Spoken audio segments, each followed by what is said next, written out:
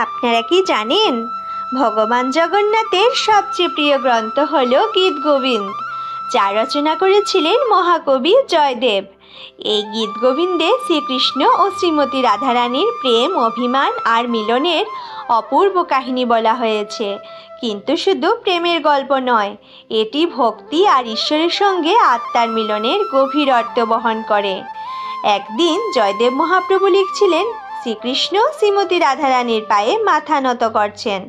এই কথা লিখতে গিয়ে তিনি দ্বিধা করলেন, ভগবান কি করে কারো পায়ে মাথা রাখবেন? তাই তিনি লেখা থামিয়ে স্নান করতে চলে গেলেন।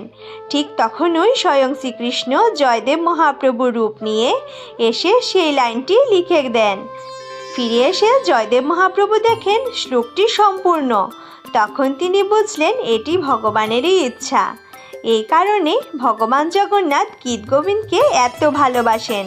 পুরীর জগন্নাথ মন্দিরে আজও প্রতিদিন রাতে জগন্নাথজির শয়ন সেবার সময় গীত গোবিন্দ গাওয়া হয়।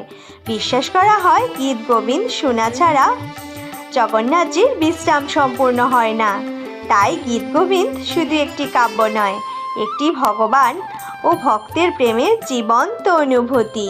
তাই আমাদের প্রত্যেককে নিত্য প্রতিদিন গীত গোবিন্দ পাঠ করা অবশ্যই কর্তব্য।